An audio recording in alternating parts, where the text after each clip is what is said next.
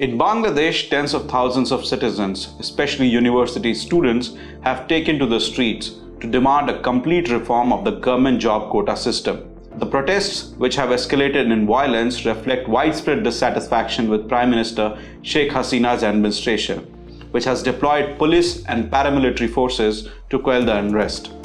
At least 33 people, mainly students, have died, and hundreds more have been injured, with some local media and protesters claiming the death toll is higher.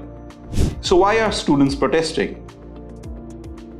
The students' primary grievance is the quota system that reserves government jobs for certain groups, including families of those who fought for the independence from Pakistan.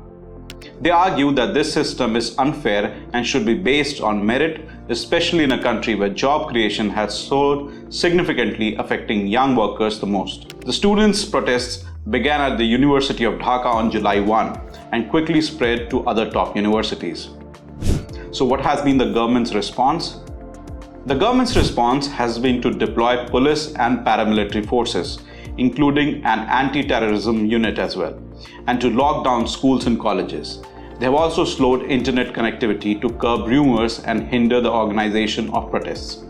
Despite these measures, the protests continue, with the students targeting government buildings, including setting fire to the national television station headquarters. So what exactly is the quota system? The quota system was introduced in 1972 by Sheikh Mujibur Rahman to support the families of those who fought for the independence from Pakistan in 1971. Today, 56% of the government jobs are reserved mainly for these families, with smaller quotas for women, minorities, and people with disabilities.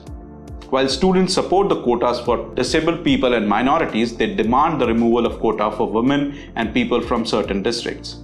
Previous attempts to abolish the quota system. In 2018, the quota system was abolished after student protests and High Court petition. However, in June, the Supreme Court reinstated the quotas following a lawsuit by some freedom fighter families. Critics argue that the judiciary is under Prime Minister Hasina's control. So what has been the political implications of it? The situation has become highly politicized. Pro-quota groups support Hasina, and the student wing of her party has attacked protesters. The main opposition, the Bangladeshi National Party or the BNP, has called for more protests.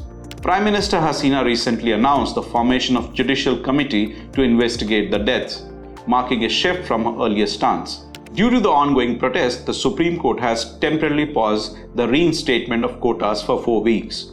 The outcome of this contentious issue remains uncertain as the country grapples with rising tensions and demands for change.